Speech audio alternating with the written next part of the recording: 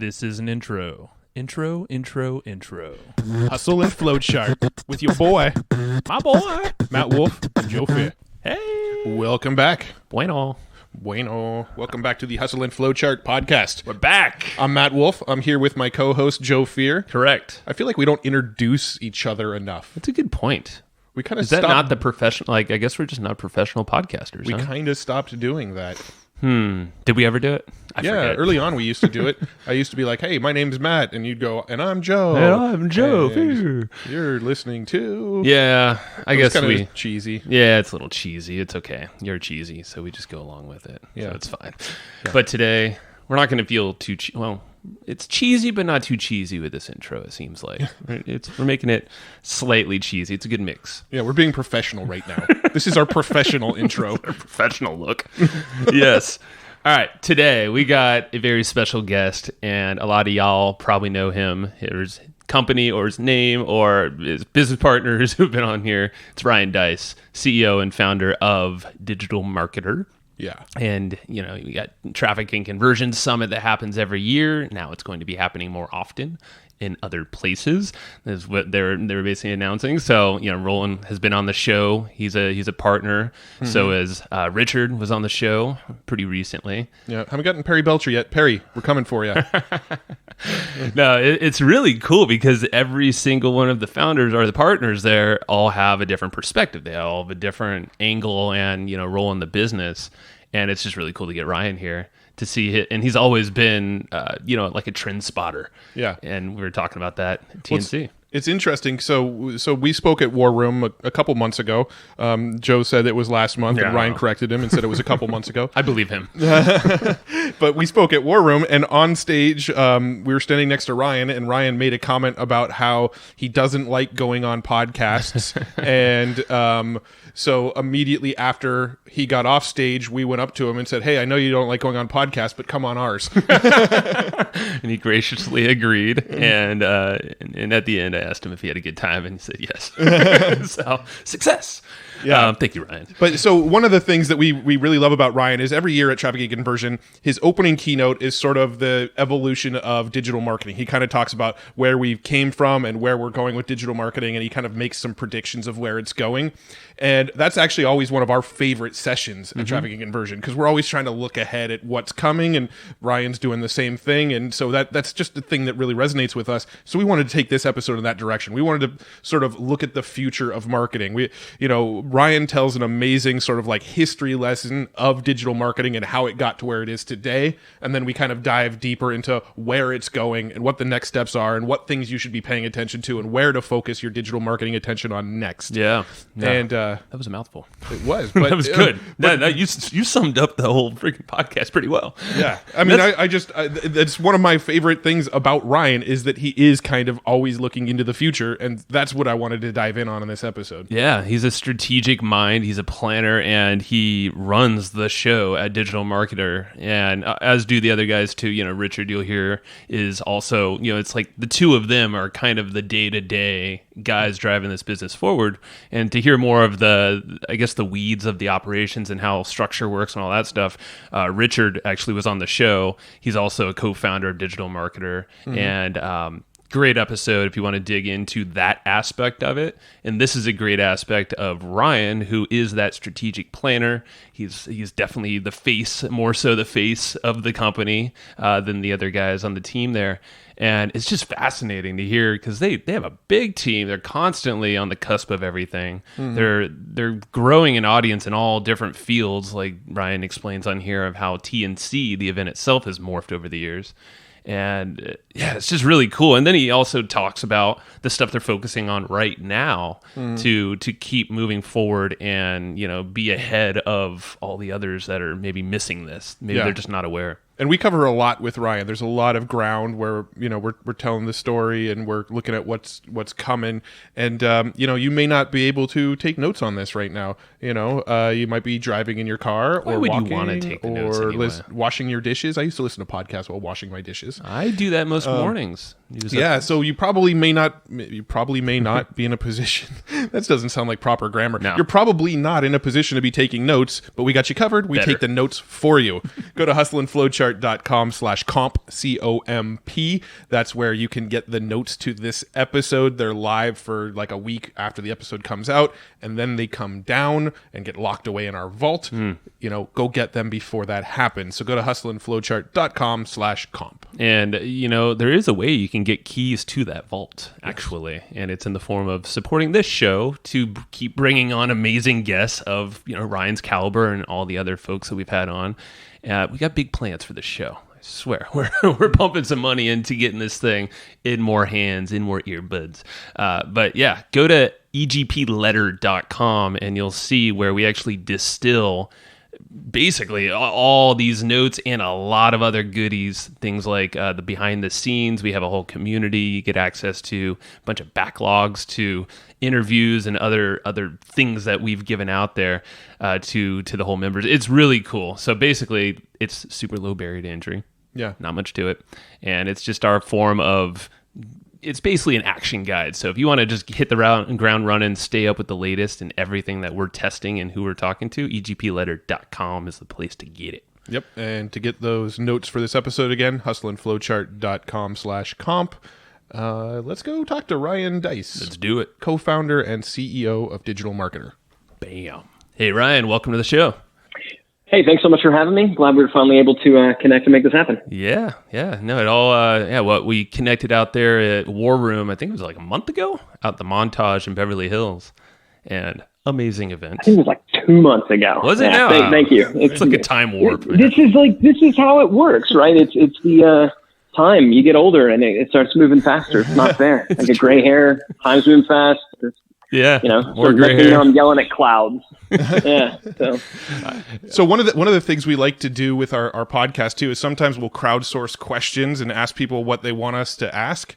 And one of them that came up, somebody suggested we ask. So Ryan, the internet, thoughts? The internet in general.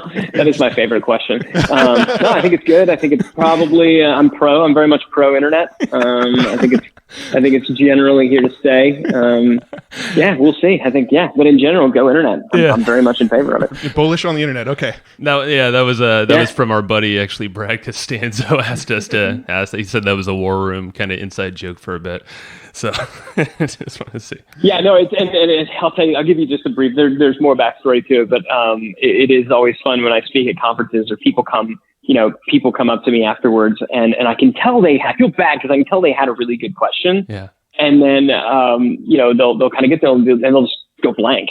Yeah. So it's like so the in the autoresponder and the just the internet, your thoughts, and it's basically what it turns into. So well, you guys are chucking it's happened. It's happened a lot, so it's kind of become a running joke. I love it. Yeah, man. Oh man. So you guys, I mean, it's pretty known that you guys run amazing events and just everything you do out there. Where are you in Austin right now? Right, you're actually at the home base. Yeah. Okay. In Austin at the Digital Marketer headquarters, yeah. Nice, yeah. We just see rolling and, the whole crew just traveling the world, it seems like, just doing deals everywhere. And it's just amazing, the growth and it just seems to be a lot at a quicker pace now than it was in the past. So it's really fascinating to watch what you guys are doing with TNC and War Room and all these other assets that you have. Yeah, so. And I think, I'm not sure, but I think we've been to every traffic and conversion summit since the beginning. Let's just say we did, huh? I think. Literally, TNC won the first one with like 289 people in Austin, Texas. Yeah. We went to a few in Austin. Uh-huh. I think there was 2 or 3 in Austin before it went to San Francisco, and then San Diego is where it's been after that. I think we've been to them all. 3 in Austin, 1 in San Francisco, and 6 in San Diego. Yeah. So yeah. If you went to 3 in Austin, then wow, you should probably get a trophy or something like that. Yes. We'll see what we can do. It's definitely quite a different event now than it was back in the first couple. It is. I mean, it's fundamentally Traffic Conversion Summit is a different event now, and it's because marketing as a whole is different now than it was 10 years ago. I remember telling people that I did internet marketing or digital marketing, and the assumption was that you either, like, best case scenario, they thought you sold something on eBay. Worst case scenario, they assumed that you were just a spammer, right? So now it's a thing, it's a profession. So whereas back then it was basically all entrepreneurs because they were the only ones who were doing digital marketing. Now it's large companies, it's Fortune 500s that are sending their people out to it. And, it's a cool mix. I like that we haven't, gone corporate, so to speak, like a lot of events have. Like we've always kind of wanted to sort of maintain that entrepreneurial spirit, that grittiness. And so it's been cool that to see folks like yourselves who have been coming out to the event for 10 years and still find reasons to come back. And then we also have, marketing teams from like Costco and Southwest Airlines, companies like that coming out. So, it's fun. I mean, it's neat. It's been fun to watch this industry as a whole evolve. Yeah. I'm curious, was that like a methodical, like planned out thing? Were you setting out to evolve that audience? Did you decide, let me rephrase this. Was there a time where you decided, okay, this is who our audience is. Let's go after this audience instead. Or was that just kind of like an evolutionary thing and that's just how it played out? I think it was a little bit of both. It's always nice when you have the benefit of hindsight to then decide all the things that you intended to do. So this is probably a bit of revisionist history, but no, I mean, I absolutely do remember, in thinking in about 2012, right, when everybody and their dog was out there talking about this different marketing tactic and the strategy, and there was a different guru every day launching a different, seeming like $2,000 training, and I just remember thinking like, this isn't going to last. This idea of that there's always going to be something new to talk about, and that people are always going to be willing to pay for this. It's not going to be a thing. Digital marketing almost turned into this like business opportunity, kind of weird stuff. And I just knew, I was like, this isn't going to last. Like it doesn't feel good. It's not going to last. It's not a business model that I necessarily want to be a part of. Who is going to need this information, in the future? And, decided then that, that digital marketing was becoming a profession. And so we really wanted to be kind of the definitive source for digital marketing. So not for entrepreneurship, not for how to start a business on the internet, which everything was. And so it was back in about, 2012 when we first started talking about making that pivot. It became very real in 2014 when we said, we're no longer going to tell anybody how to start anything. We're not going to tell somebody, here's how you, launch a business online. Here's how you start a business online. We're going to tell people, here's how you market your product. The underlying, starting in 2014, we made the decision. The underlying assumption is that the people we are serving already have a product or service to sell. They just want to know how to leverage digital to sell more of it. So that decision was absolutely made. In 2014, we planted a flag. And I know, I mean, I'm sure there's still people who invest in our products today who don't yet have a product service sell. They're still in that ideation phase.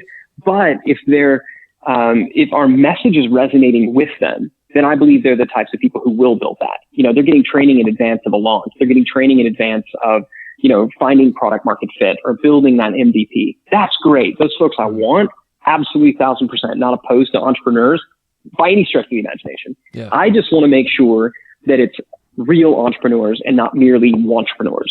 I don't just want to make money and build a business or a brand around people who, like the idea of maybe just possibly one day starting, a business. I want to serve those who they're already serving other people and they just want to be able to expand that. And so, 2014, absolutely. That's when we launched the lab product. That's when the tone at Traffic and Conversion Summit changed. All those things. It was intentional. It was intentional. Yeah. And it's all the strategies, just even talking about how you build out the customer journey. I know you have the chart. I think it's called the value journey worksheet. I believe I got that right. And, like just that knowledge alone, knowing how to walk someone through where they're at in this customer journey and the value and what the messaging and the products, if there are products at that stage, that could be applied all over the place. And we kind of always thought that, with all these tactics, like think about the rest of the world. There's so much untapped potential out there. Like you said, Southwest and, other large companies coming in there now, their teams are taking that into their organizations. And it's fascinating to see that evolution happen kind of from just an attendee point of view, because it's very apparent and it's actually working, because it seems like the strategies are becoming more prolific all over the place. So it's probably what was amazing when it worked out. Yeah, I mean, to your point, when we said, okay, we're going to serve those who already have a product or service, and we're not going to tell people how to start an online business. Now all of a sudden, that's kind of when we realized we need to come up with strategies that will be universally applicable. And that's when we realized, gosh, digital marketing is not just for digital businesses. It's not just for digital first brand. Like every company today needs to figure out how to market, online. While I think Google put out this stat, still today, only like 6 or 7% of all retail transactions happen online. Realize that? Like still over 90% of retail transactions, the point of sale actually occurs in the physical space. So yeah, there's been dramatic expansion in online retail, obviously. And will that grow? Yeah, but still the vast majority of discretionary income is spent within a 5 to 10 mile radius of the home. That's just still the reality of that. But with that reality still being there, 96% of all purchasing decisions start online. So people will research online, they go buy in store. And so even if you're brick and mortar, digital still applies to you. And obviously, if you're a digital first company, it applies to you. So I think by changing our messaging, we benefited not only from larger companies who have more marketers on their team. So they're sending, multiple people to our events, buying multiple seat licenses to our subscription programs. There's just a lot more of them. There's just a whole lot more of them. There's 5.91 million businesses in the U.S. alone, with between 2 and 100 employees. That's a ton of companies. Wow. So that's, the opportunity. We realized that digital marketing, internet marketing, that is not a business model, right? It's just marketing. It's just business. It's how we do business today. It's how it happens. So now our audience is everybody. It's not just people who want to go online. Everybody. It made a huge difference. Yeah. And I do think from entrepreneurs, if you're listening, like, don't paint yourself into a really small corner. Think about, like, have you positioned? I remember people who were they refer to themselves as information marketers. I remember hating that term. One of my business idols, Dan Kennedy, kind of coined the term. I hated it. It's like, what's an information marketer? Like, I don't know any information marketers that are billion-dollar companies. What about just saying I'm in publishing? Yeah. There's billion-dollar publishing companies. Like, why can't it be a publishing company? Companies are like, oh, I'm a blogger. Why can't you be a media publisher?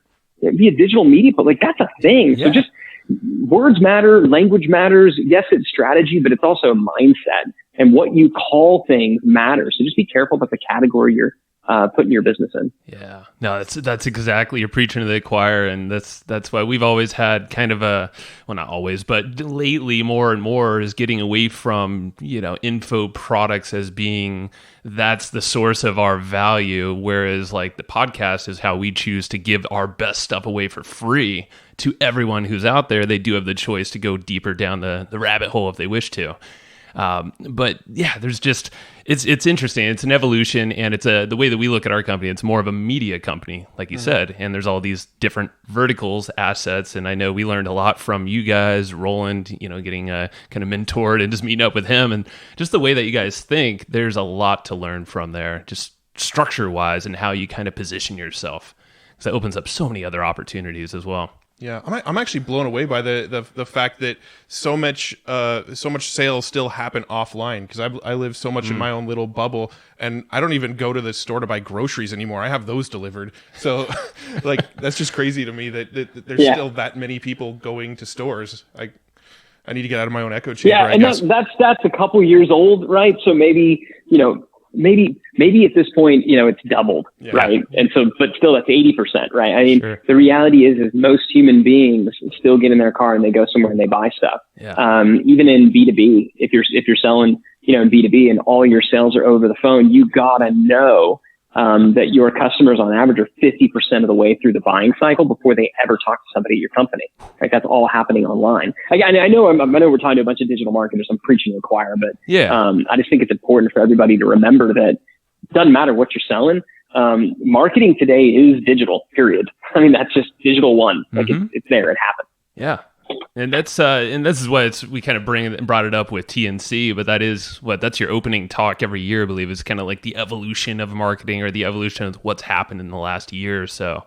And we thought that would be pretty fascinating to go over at least your perspective of where it's at right now. Because the last TNC, what was back in earlier this year in San Diego, you talked a lot about just the history of the ad networks and all these trackable things, and funnels are part of it as well, and they're all part of it as well. But you were saying there's a lot of untrackable type things that are out there, more branding and maybe slowing down and communicating more in different ways. And I thought that was fascinating. Just to get your perspective, can you lay it out a little bit of, maybe it's a high level recap of some of the high points of where we've kind of moved on since just even last year, and what we should be focusing on now in terms of marketing online? Yeah, well, so I'll go back a little bit further than that, kind of give maybe a very brief history lesson for those who are, cool. Who are kind of new. I don't think people realize how young really this whole digital marketing concept is compared to other technology. And I do use that phrase technology very intentionally. But if you think about it, everything is technology until it gets figured out, and then it kind of becomes a commodity, right? So there was a time when the telephone was technology. Now it's just sort of, it's just a thing, right? Yeah. The wheel was technology at one point, like fire was technology, like everything is technology, and then it's figured out and it's accepted and it's accessible. And now we no longer call that thing technology anymore. So I think it's important that we remember that, digital marketing is technology, and that it has been brand new for a couple of decades. So the very first banner ad click happened in 1994. I don't know if y'all knew that, but the very first banner ad click happened in 1994. Wow. It was like I forget. And by the way, it had a 78% click-through rate. I remember hearing it's fallen off a little bit. That's insane. Yeah, it had like a 78% click-through rate. It ran on like an early version of Wired Magazine's first website. I think it's for some phone company. But anyway, so 1994 is really when I see digital marketing is starting, and all technology moves through 5 phases. They're discovery, proliferation, standardization, consolidation, and then innovation or disruption, right? So that discovery, like the technology gets discovered, it gets figured out. Proliferation, that's like the wild, wild west, right? It just, everybody goes. It's the gold rush, right? Let's go crazy. And then because of standardization, things get going a little bit sideways. You get a lot of gypsies, tramps, and thieves jumping in. That's when you have standardization. That's when the rules and the regulations happen. So just thinking back, right? Going back to, the very first Traffic and Conversion Summit was in 2009, right? You go back to 2009. So I kind of would put the discovery phase of digital marketing between like 1994 and 2000. Okay. 2001 to 2009 is really when we saw, proliferation. You had blogging become a big deal in the early 2000s. You had Twitter in 2006, YouTube in 2005. Facebook was 2004. 2007 is when Facebook ads were introduced, and, the iPhone, really became a thing. So kind of that first decade of the 2000s, there was a new social channel, a new major, digital channel emerging, seemingly like every other month. Like it was anybody. That's why there were so many like gurus and experts popping out, right? Sure, and that was the product launch because it was and it was crazy, and you had that kind of going into again 2010, 2011, but really in 2010 is when 2009, 2010, when TNC was brand new. That is actually when we shifted from that proliferation phase into the standardization phase, okay. Right? 2009 is when Google introduced their quality score. That was the same year that the Google slap happened. Do you remember the Google slap by any chance? Oh yeah. That was brutal. I remember a handful of Google slaps, actually. True. Yeah. I mean, like overnight, I lost my Google AdWords account. There was the Panda update. Yep. The promotions tab, the promotions tab in Gmail, that was introduced in 2013 because there was so much spam. In 2014, that was when Facebook said, you can't advertise weapons, no more dating sites, and no more cleavage. Remember prior to like 2014, every Facebook ad, they could have been selling Girl Scout cookies and it was like cleavage. It's right? true. With a hot pink border around the thing, right? Yeah. I'm sure people who are brand new to this are like, what are these old, like when I was a kid, I had to walk uphill, both ways in the snow to school. Yeah. But I mean, I think it's important to understand where we've come from. Like that, for that time, like the 2001 to 2009 was when everybody looked really freaking smart. And then 2010 to 2014 is when things got really, really, really hard. And I watched a bunch of my buddies who bought a bunch of Lamborghinis, trade them all back in for a freaking Honda. Oh my God. Right? Because in 2010 to 2014, that was when everybody collectively got kicked in the junk. And I'll tell you, you got the discovery, you got the proliferation, you have the standardization. That was when all the major channels came in and they standardized things. They booted people out. They said, these are the rules. You better follow them. What immediately follows after that is consolidation. And we see this time and time again with technology. There were a bunch of railroads and then there were two, a bunch of phone companies and then there's three. Now what we see, we have seen an era of unprecedented consolidation where you have, Google and Facebook combining to represent like over 80% of digital ad spend, like 84%. Wow. Of all digital ad spend is split between Google and Facebook. And the only company that's eating into their profit margins, eating into their market share. Let me guess, Amazon potentially? Bingo. Nice. Amazon. The only company even remotely nipping at their heels is Amazon. Yeah. So yay, you basically have Google, Facebook, and Amazon. And on Amazon, they dominate like 50% of e-commerce spend. Yeah. Is all on Amazon. So this massive consolidation begins.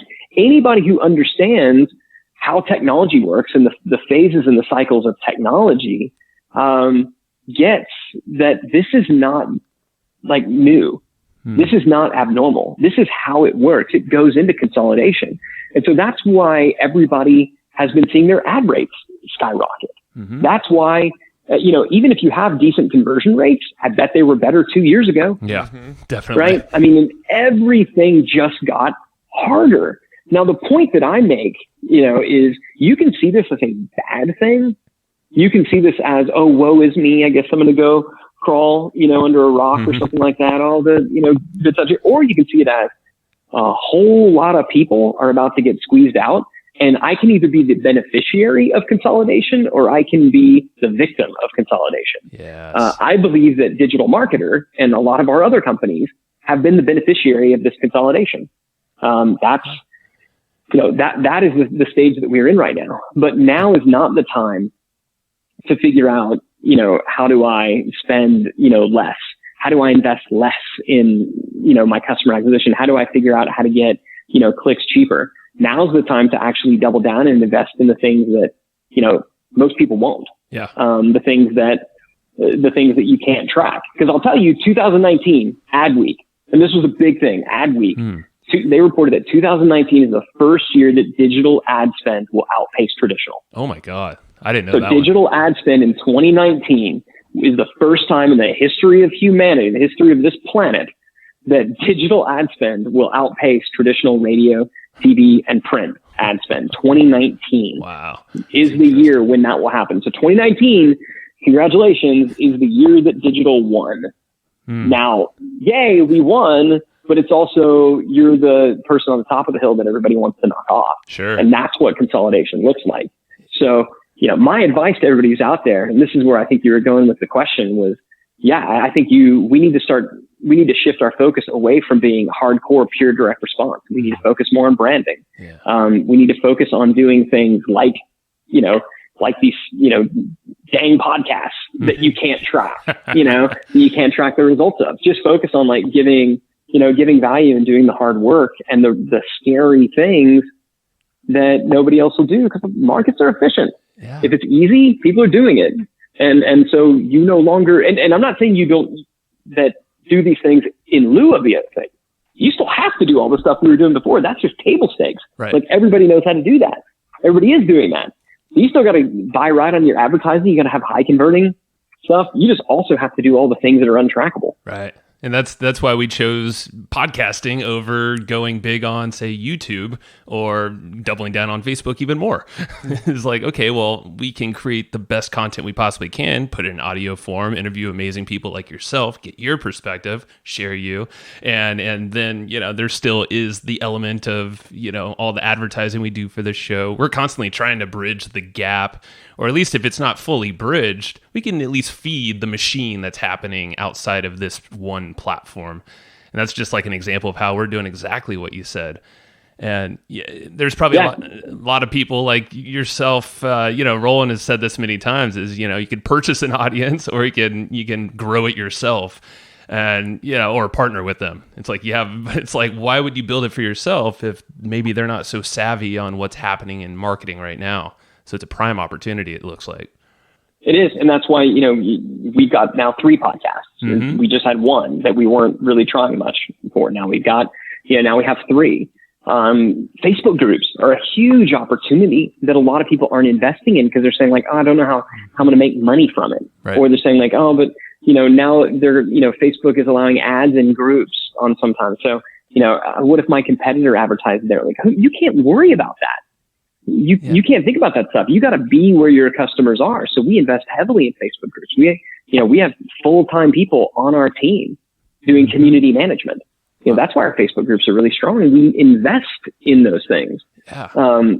We send out emails that don't even have links in them that just ask people to respond, and we have conversations with them via email and drive those over the phone. I mean, these are things that we never would have imagined doing in the early days of the internet because gosh, why would you ever want somebody to respond to your email? Then you have to talk to them. I want them to click on a link and buy from a forum and just give me money so I can hang out on the beach. Like, no, you just don't get to do that anymore. Not if you want to win. Right. Yeah, and we actually we talked to Richard on your team just last week on the podcast. He was talking about how digital marketer is compared to a lifestyle business. He's like, we'll blow them out of the water any day because we're doubling down our efforts on all this stuff. We have systems. You're doing everything. Obviously, it's your company too, but it's just amazing to hear the perspective and how there's a lot of folks that are probably just rested on their laurels a little bit with Facebook ads, Google, and just hoping, they're not going to change. Why would they change? Then here you guys are like, and even more than keeping up with trends, though, I think this is an important pause point, right? Because it isn't just because I agree with what Richard said, because we say it all the time, like we'll win because we'll try harder, and trying harder looks like we're going to stay on top of things, and we're going to learn more, and we're going to learn faster, and we're going to test more.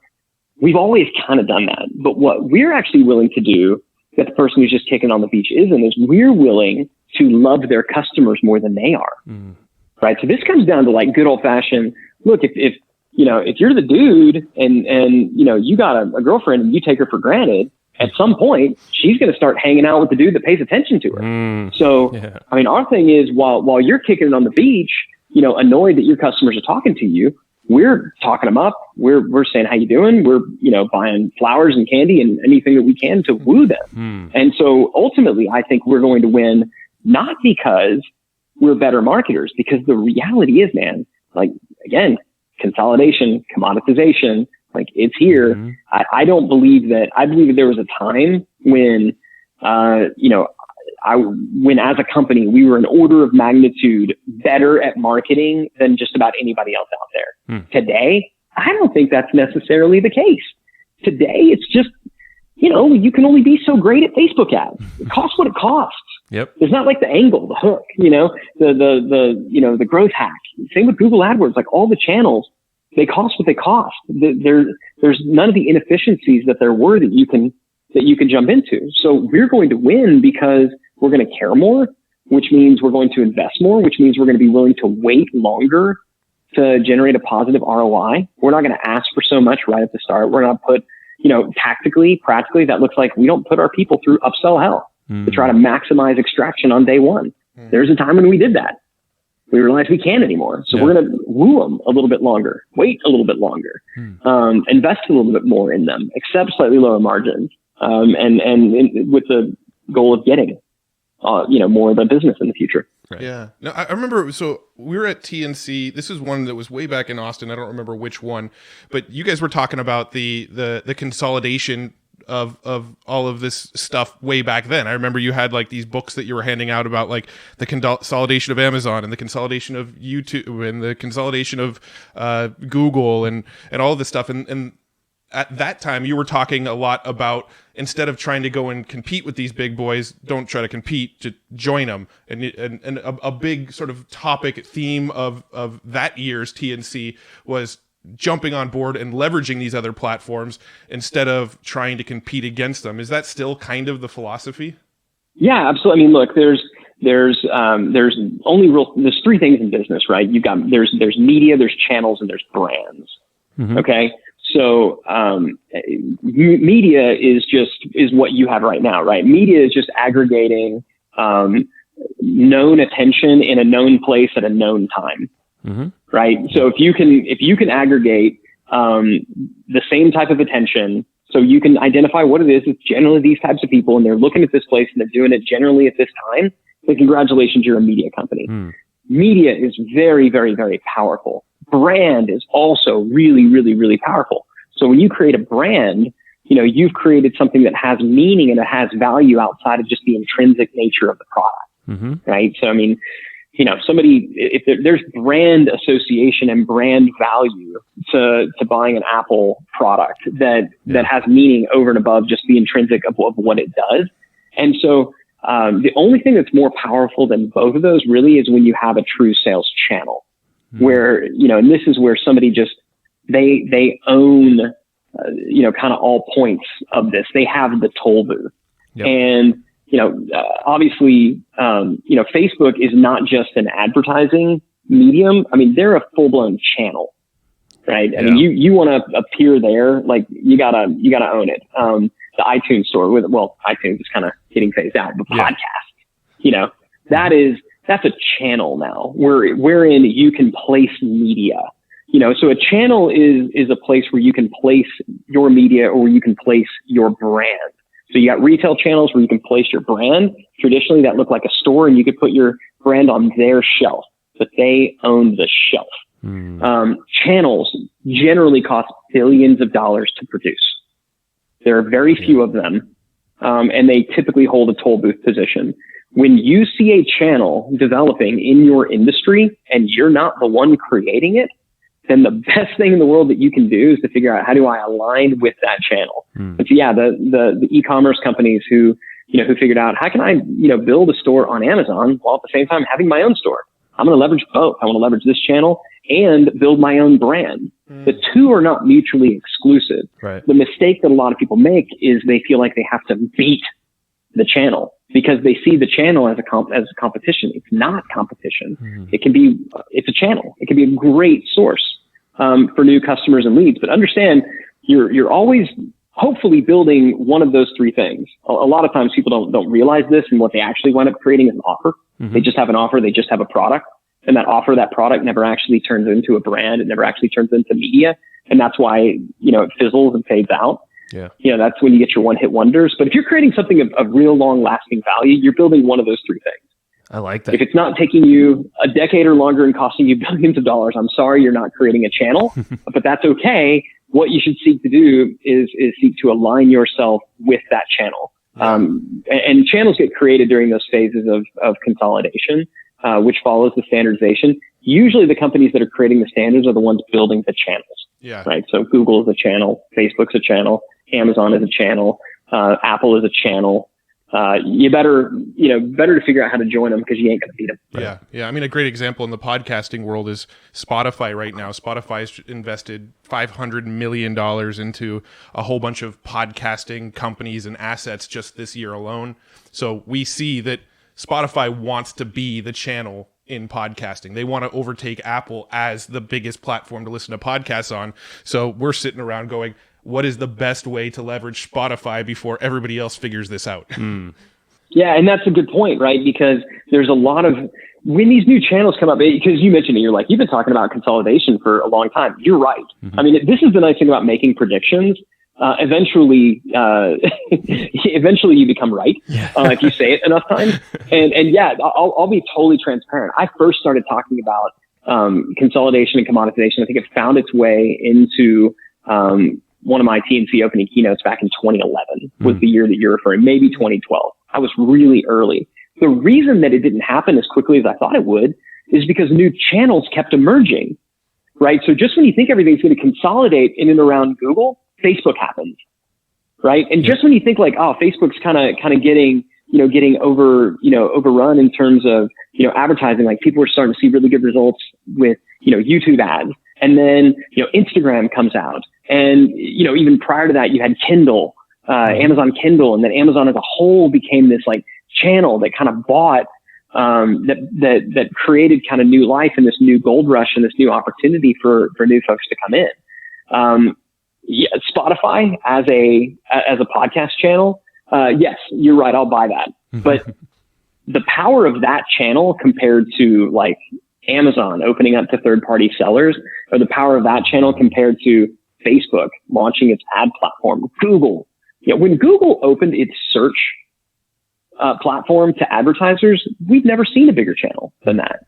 I mean, that's insane. Yeah. So I think that Spotify is a huge opportunity. I think you're wise to jump on it, but I also think we need to remember that, as marketers and business leaders, there's not going to be, there likely will not be another Google, Facebook, or Amazon or, Apple App Store, podcast store, even Spotify. There may not be another one in our working lives. These just don't come around very often.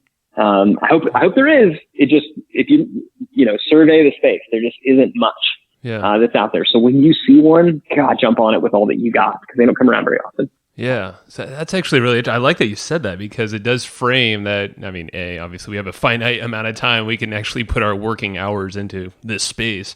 And these platforms don't just pop up overnight, these channels of distribution. How do you guys approach something like that to make the most out of a channel that you want to have your presence in there? Like, is there a strategy or some way that you kind of attack that to make sure you have the presence, but obviously probably not rely on it, specifically? Do you guys kind of have a move that you guys play when you see these channels pop up? Yeah, it's a good question. I haven't really thought about it. So we don't have like a specific playbook when one of these things pops up, but I can tell you what we've generally done. Is the first thing when it pops up is we do nothing for a while, because usually when these channels pop up, you never know which ones are going to be real and which ones are going to fall by the wayside. Right. And you can waste a lot of time and a lot of effort and a lot of energy jumping into the next latest and greatest channel. I've known a lot of marketing friends who do that, and they're hyping up like, Google Plus. I'm all in on Google Plus, right? I'm all in on Periscope. I'm all in on, even there are people who went all in on Snapchat. I still don't think that for most businesses, Snapchat is yet a super viable channel that's worthy of a tremendous amount of time. It's really only been in the last couple of years that Instagram became, I think, really worthy of a tremendous amount of investment. So you've got to be careful, because you want to be early, but you don't want to be first. Right. And a lot of people think that they have to be first, that they have to be, right there. I think that you want to get in. I think that you definitely want to make sure that you, to the extent that there's handles and stuff like that, you make sure that you claim your brand in them, because that's free and doesn't take a lot of work. But then I would wait. Until you start to see who are the folks that are emerging as the leaders in your space, and also in totally unrelated space, because every one of these channels is a little bit different. So if you tried to, for example, go into Facebook advertising with the exact same playbook that you had in Google, you're going to fail miserably. If you approached Instagram in the exact same way that you approached Facebook from an organic social, you're going to fail, miserably. All of these channels are nuanced. They're all a little bit different. So you need to make sure that you can sit back long enough to see. And then what I like to do is I like to be the first second. So once I kind of look around and see, okay, this is generally what's going, then I'm going to formulate a theory, which is I believe that, again, everybody generally agrees that this is what you need to do. Okay, fine. We're going to do that. Everybody agrees on that. No opportunity there. Now, where do I see some disagreement? Where do I see some people achieving outsized gains? Where do I see some folks kind of winning when they really aren't worthy of winning? Like, they don't have the chops really to be doing what they're doing. What are they doing? How can we reverse engineer that? Then you want to go in hard with a better brand. And when I say a better brand, what I mean is not a prettier logo, or a better design. Again, all that's important. It's table stakes. You got to have it, check the box, but it's not the difference maker. When I say a better brand, I mean, you are going in delivering way more relational equity than anybody else is. You go in, and if everybody else is, if it's clear that long form content is doing well, then you go double, triple, 10x the amount of content that they're doing, right? You give so much more in the way that the people who are winning are doing just a little bit better. Mm-hmm. And that's kind of the thing. So it's identify, sit back, see what's working. When you recognize what's working, when you recognize the little things that are getting those outside size gains, do that 10x if you can. And because I think branding at the end of the day is just deposits of relational equity. Right? That's really what branding is. So you've got to give. You look at people like Gary Vaynerchuk, you know, they went hard in a particular channel and they gave and they gave and they gave and they gave and they gave. And then eventually it paid off, and they did what worked way more than anybody else did. Everybody was doing the stuff that worked. They just did it way more, way faster. Yeah. And I think the same would be true. You look at the folks who are winning at the podcast space. Like, what are the things that work in podcasts? You need to make sure you maximize your download, right? So the people who are winning, what do? I'm gonna do a show every single day. That's right. Yeah. Frequency. All the people exactly. All the people who won, it's like, oh, everybody's doing a weekly. I'm doing daily. Yeah. Oh, this person, you're putting out a monthly video. That's adorable. I'm going to do a video every single day for years. You got like Casey Neistat and Nas Daily and some of these other like YouTube folks. And what does it come down to? Yeah, frequency for sure. But if you look at the content marketing space, there was less about frequency and more about quality. So everybody's putting out these 200-300 word blog posts, when really the 300 to 500 word blog posts were the ones that were getting all the love. Yep. So it's not always just frequency, but it is always quality. So I think you've got to sit back long enough to figure out, what does quality look like in this channel, and how do I get 10x more than everybody else? I love that. That's cool. And because I'm just thinking of like how we're approaching podcasting as an example. We purposely went longer form because we kind of see about the 30-minute mark. That's typically where the flow kind of happens, and the good stuff kind of starts to bubble up. And most business focused shows are about the 30-minute mark, and we're like, that's cool, but we're just getting the engines roaring up. Like, the good stuff's yet to come. And that was our approach and then we just happen to do it 2 times a week. So it's the frequency thing is bumping up a little bit more.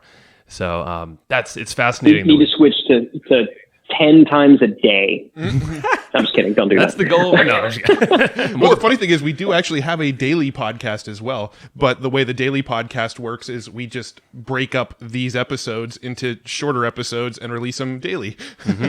Yeah. So. Yeah. And to your point, like you do have to leverage, right? When you take these things, you need to leverage it, and you need to get all of your different assets pointing at one another in their respective areas. Correct. Right. That's the high tide that rises all ships. Yeah. You want to create this virtuous cycle where, your brand or your media in this particular channel is pointing at your brand or your media in this other one, and this other one is all pointing back to the mothership that you do own, so that you begin to create your own brand and your own media that never, probably never exceeds the different channels, but it definitely is valuable in its own right.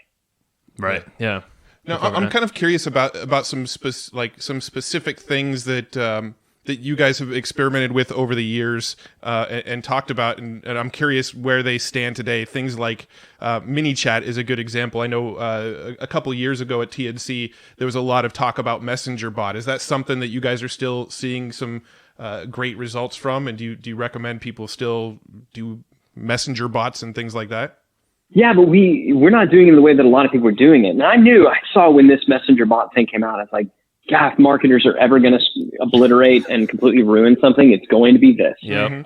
This is like email times 10. It took them longer than I thought it would to completely obliterate it. But, at the most recent, Facebook conference, they're like, hey, no more just broadcasting out, these chat messages. And so the way that we use it is actual chat, like to have, we use it to facilitate real one-to-one conversations, and everybody else just wanted to use it as another broadcast medium. Sure. And that's just not it. So does it work? Yeah. But I think you have to realize it's chat. That's kind of one-to-one. So that's not going to be the advertising channel that a Facebook or a Google or an email list is going to be. But it is going to be a heck of an engagement channel, right? For people who are in funnel. It's a phenomenal opportunity for people who are, who are middle of the funnel, who are in that consideration phase, to be able to raise their hand and, kind of jump ahead Marketers create these funnels where it's like, I want you to get, and look, I mean, I'm one of the biggest practitioners and popularizers and teachers of the funnel. So I accept some responsibility for it, but the idea of a funnel of, I'm going to force you down this path and you better not deviate, Mr. or Mrs. Customer, or, slap you on the wrist. Right. That's not how it works in real life. You wouldn't walk in. It'd be freaking weird if you walked into a store and they're like, name and email address, please. Like, can I just look at, here's the next product you're looking at. It just be, and I think that's the thing, right? Like, everybody forgets that we're humans, that there's nothing new under the sun, right? So every single media channel, every single anything is just an analog for something that has already existed, right? Instagram kind of just replaces film frames and a mantle over the fireplace, right? Prior to that, if I wanted to show off my family photos, I took a picture with the camera, I got it developed, I put the camera in a frame, and a limited number of people who came in my home could bask at the glory of both my photography skills and the beauty of my family, right? Instagram made it easier to do that. Dropbox made it easier to kind of, store things, in the mattress, under the mattress, right? Yeah. Those kind of valuable stuff, right? And every single thing that's ever been produced is an analog for something that already exists. And, ManyChat is an analog for actual real life one-to-one conversation. Yeah. And the bots make it possible to expedite that and to facilitate it. But if you try to turn something that is an analog to one-to-one conversation into a one-to-many platform, you can't wonder why it stopped working, right? You're deviating from the original analog. So a long-winded answer, which I'm prone to do anyway, apologize. I'm sure everybody listening is like, God, this guy will freaking monologue. But I just think context is important.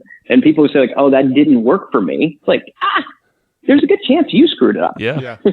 Own it. So, yeah, it's true. It's how often do we really, and this is, and then you can go, Matt, but it's like a group text message. Do you really want to be in a group text message that's just getting a new message every 10 minutes or something like that, where i.e. broadcast? It's kind of the similar idea.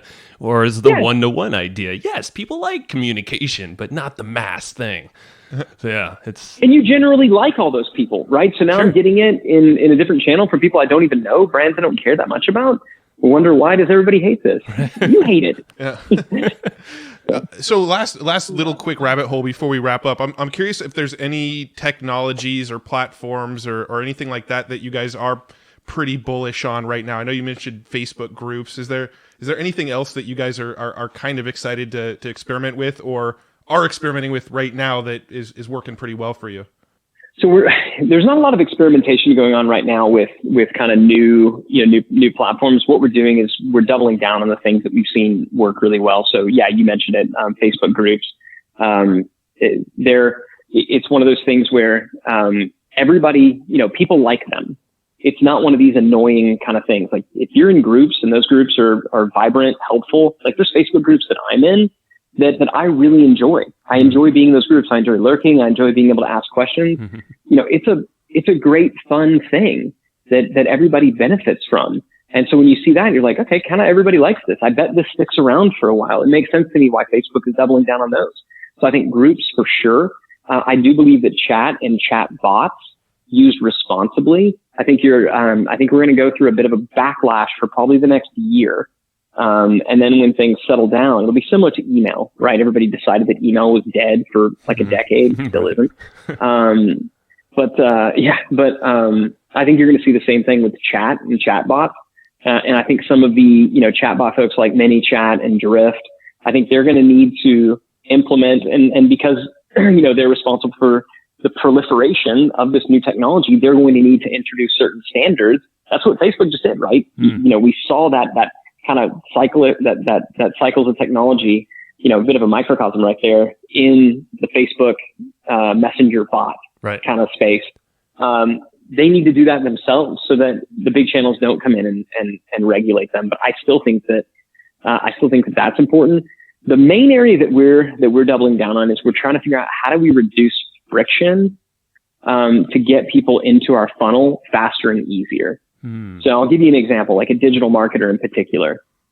It used to be that, our funnel basically went something like this. You would buy a $7, report execution plan. Then we would make you an offer to sign up for Lab, and Lab was, $40, $50 a month, right? So it was give us $7, now give us $40, $50 a month. And then afterwards we would have some kind of higher ticket offering to really try to offset, our ad costs. Yep. Well, we switched it.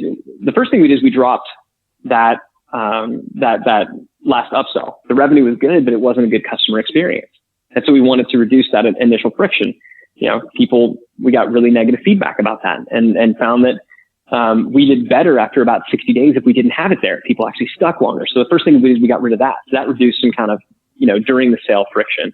Then what we did is we switched from it's $7 to, and then give us, $40, $50 to it's $7. Now you can join, for $1 trial. So basically just give us $1. So we took the friction down from, $50 the first month to just $1. We watched our, the number of folks coming in go way, way up. Then we switched from $1 to free. Hey, let's make it completely free. Now what we've done is we actually have a free level at Digital Marketer. So if you go to digitalmarketer.com, we have a free level of Digital Marketer. And when you sign up for the free level, we let you try the premium level for free. So the first two steps of our funnel, we make no money, nothing. You know what I'm saying? I mean, so it is all about friction reduction. Now, we buy advertising, 6 figures worth of advertising into funnels where we make nothing the first month. We're able to do that because we've been in business, for long enough. The economics support it, but we're also willing to do that because we know that our competitors won't. Right. So we're going to grow and we're going to have a better offer. So the main thing that we're always asking ourselves is, how can we make it easier for people to buy? How can we make it easier for folks to get in to see what we have to offer? And then how do we make sure that we invest in such a way that when they get there, the experience is phenomenal? So I'm proud to say our product team is the largest team in our organization today. Well, no, it's the case. It's larger than sales. It's larger than marketing. The number of people who are just focused only on producing product, producing content is larger than anything else. So if we can reduce those barriers to entry and have an amazing product, then we'll build an amazing brand. And I believe, and this is me saying this as a hardcore direct response marketer, I believe that advertising is the price you pay for a low quality, low value brand. At the end of the day, if you got a high quality brand that everybody knows and they want to buy from, you don't really need to advertise that much. You don't. You got to advertise a lot in the beginning to build that brand. But at some point, the price that you pay for a low quality brand and for a lack of awareness is advertising. So we're trying to figure out, how do we shift more of the investment that we're making to the product experience itself to build the brand value, so people just show up and want to give us money. I love it, man. And and I remember in your talk is, this whole evolution of the internet and everything you're focused on, traffic's not going away. So you still need to know how to drive qualified traffic to your brand and offers. And you're setting yourself up in a perfect position to do both.